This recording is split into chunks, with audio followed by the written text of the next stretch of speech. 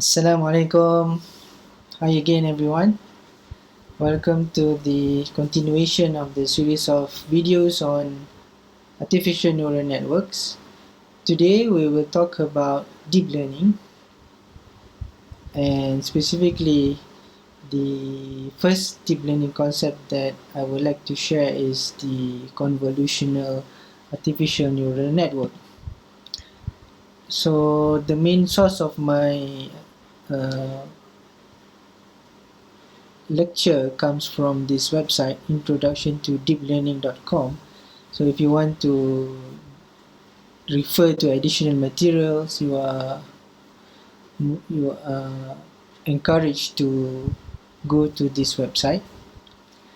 So we have looked so far at artificial neural networks, and we look at the fundamentals of it, the different learning algorithms, the different structures. Most of the structure that we look at is the fully connected and the dense structure. So today we want to look at a structure where it is essential to have many hidden layers to facilitate its performance. So this is a subject that falls under the topic of deep learning. So I've explained this slide before, where deep learning is a subset of machine learning, which in turn is a subset of artificial intelligence. So what is the word deep here? Because we have looked at several learning algorithms before. In this type of learning algorithm, the word deep mostly refers to the number of layers through which the data is transformed. So it is essential that we have the raw data, which is an image. So it will be transformed through many layers of the ANN structure, so which we will see in this slide. So what is CNN? CNN stands for Convolutional Neural Network, as explained here. It was inspired by the biological processes in that the connectivity pattern between neurons resembles the organization of the animal visual cortex, as explained here. What's the best thing about this CNN is, as we saw before, we did the image cancer classification based on the features that has been extracted from the raw image.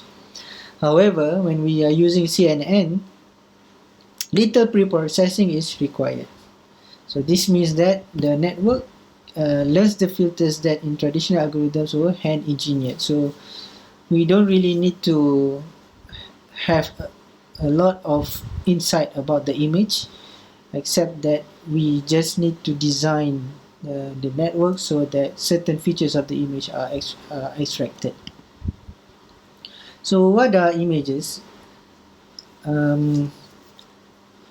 This is how computers view images. I mean, how images are being stored in a computer. So if we have an RGB image, a color image, so the image will be stored as matrices with numbers from 0. So each cell contains number from 0 to 255, and then in this case we have an image with 4 by 4, a 4 by 4 image, and the numbers represent the different color intensity of the different red, green and blue channels. So when you have an image, you need to have these three matrices, so it will be stored as one data type in a program.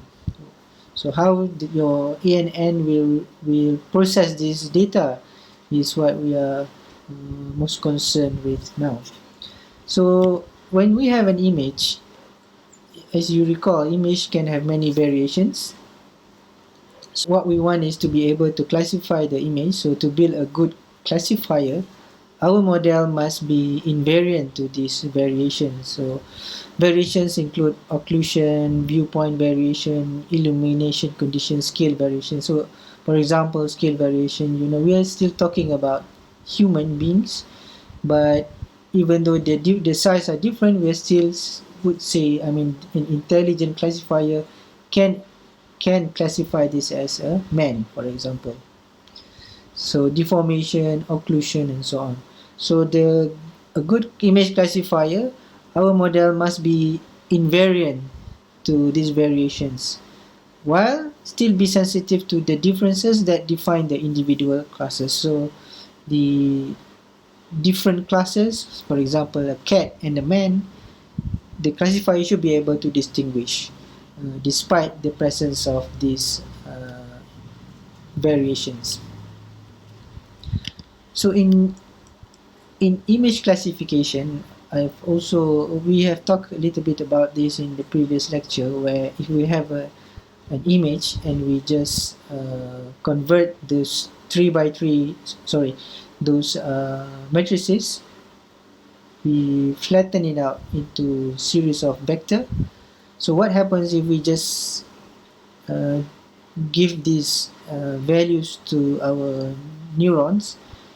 Then the spatial information will be lost. So if you just fit the individual cells of the matrices that make the image and use these numbers as the input to our neural network, then many information has been lost, especially the spatial information. And of course, you will end up with so many parameters, as we saw in the training in the module ANN module that I've shared in e-learning.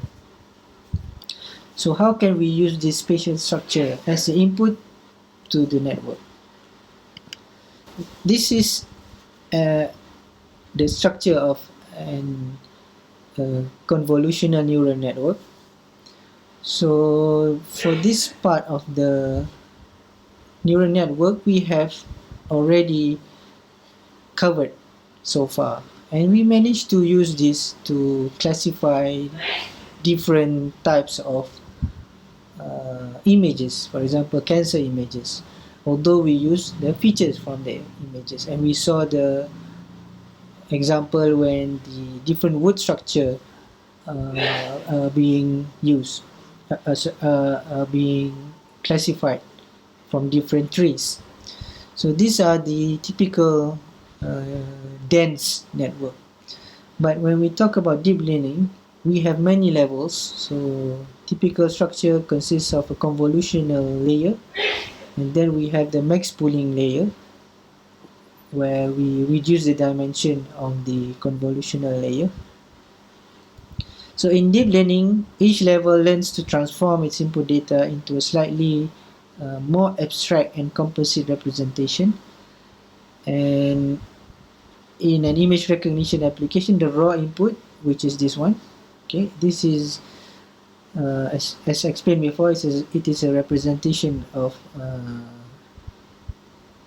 pixels, and each pixel contains numbers. So the first representational layer may abstract the pixels and encode edges. The second layer may compose and encode arrangements of edges. So you can have many layers to encode different features of the image. So that if you are talking about a face of a human, then you would have the third layer maybe focusing on the nose and the eyes. The fourth layer may be the image as a whole. So importantly, a deep learning process can learn which features to optimally place in which level on its own. So we don't have to manually design a feature extraction algorithm. Of course, this does not mean that we eliminate the need for hand tuning the network. So varying the numbers of layers and the number of the filter size, this is part of the job of the designer. So the objective of this convolution layer is to extract the high level features such as edges, especially edges and other features from the input image. So convolutional nets are not only limited to just one or two. You can add more, as we can see from an example later on. So how does this convolution operation is executed?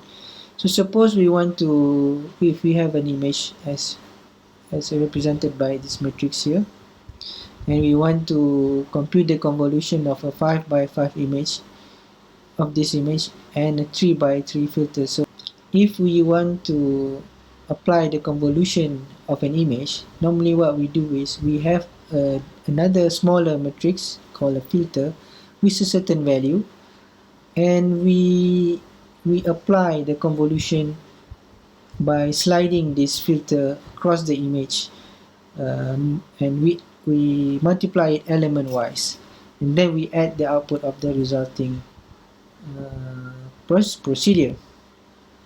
So for example, this is the image origin, the green image, the green matrix.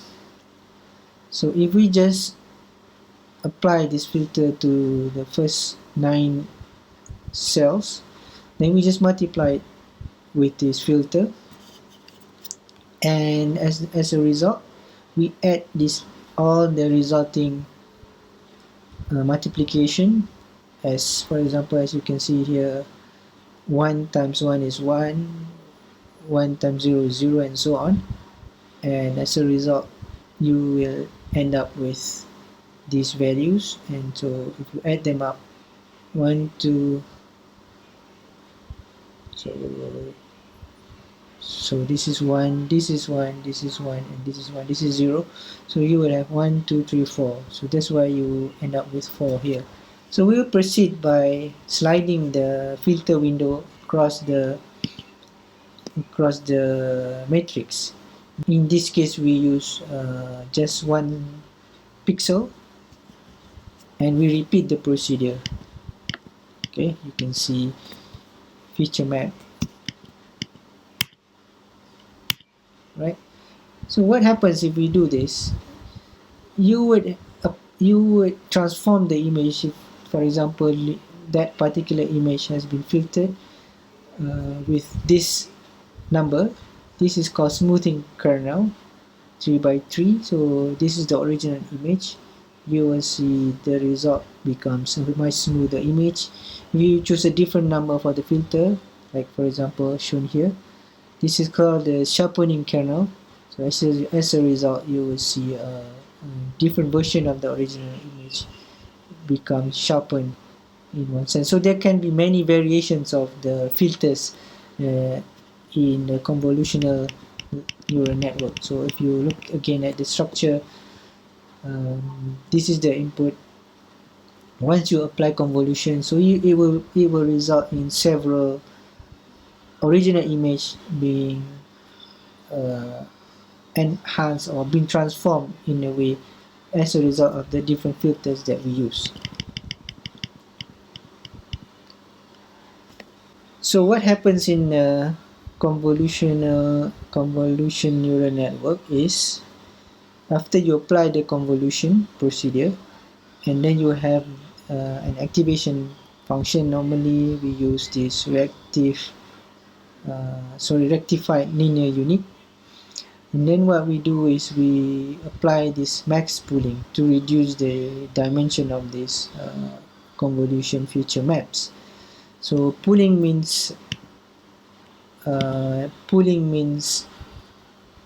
for example here, if we apply max pooling with 2 by 2 filters and stride 2, then all you need to do is just, if max pooling is used, then you just, for 2 by 2, for each 2 by 2 matrix in the resulting matrix, you just add you just use the maximum value of the pixel values. So for here is 6, 8, 3, and 4. So you have reduced the dimensionality of the matrix, and this is spatial invariant. You still maintain the spatial information of the original image. So in the CNN network,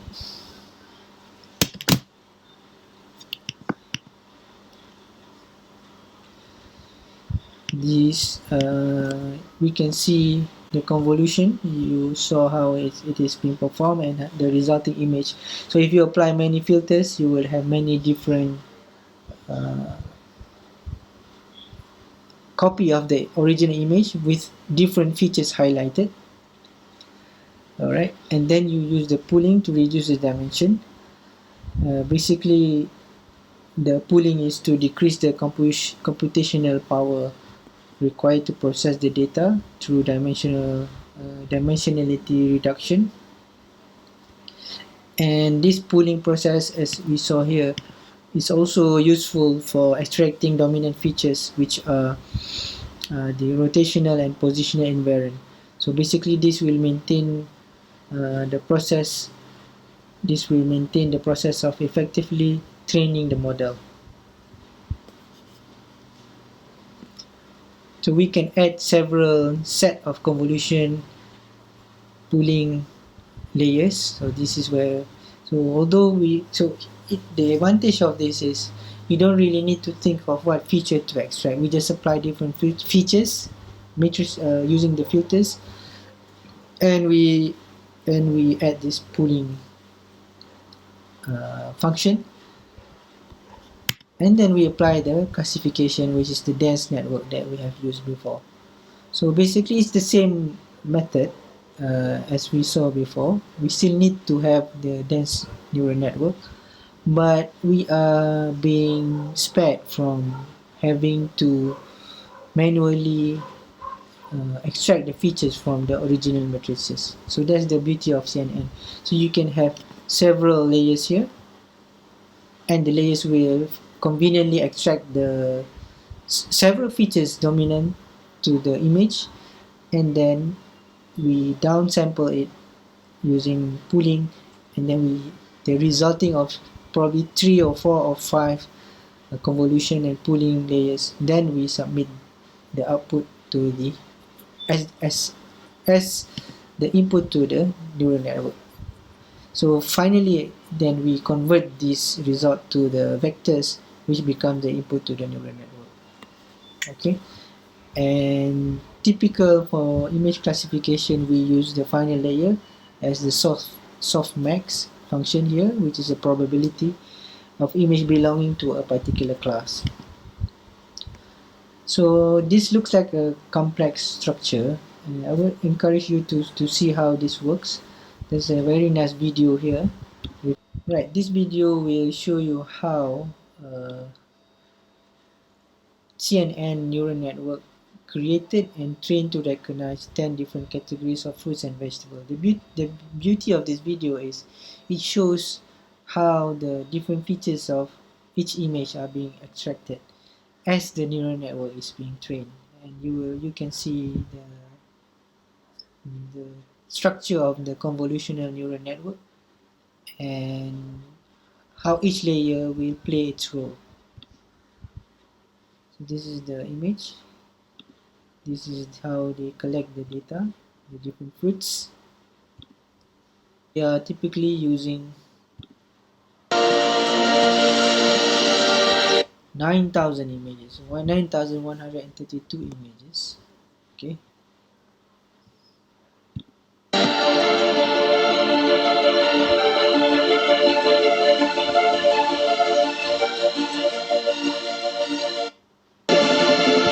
So over here you will see how this CNN convolutional neural network is being implemented using TensorFlow and Keras, which I will share with you in an example in the next video. But for now, just look at how it's being developed.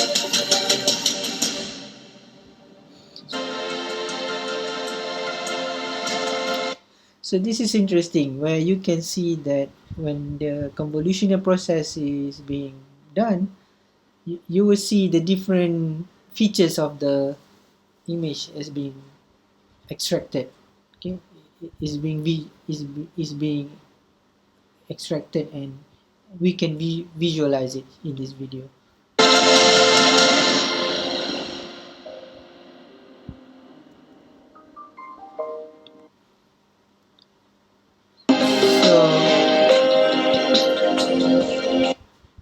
that's the convolution process with different filters applied. So here you can count probably 1, 2, 3, 4 times. So 32 different filters are being used. So each filter will have different values, right? And you will see the result of the original image, which is an onion. Different features of the onion are being extracted.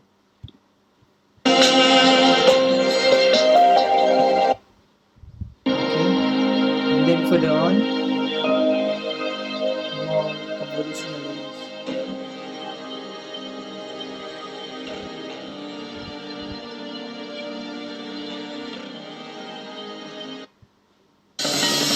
And of course, those pictures that we saw this here, convolutional layers, and eventually we apply the pooling procedure.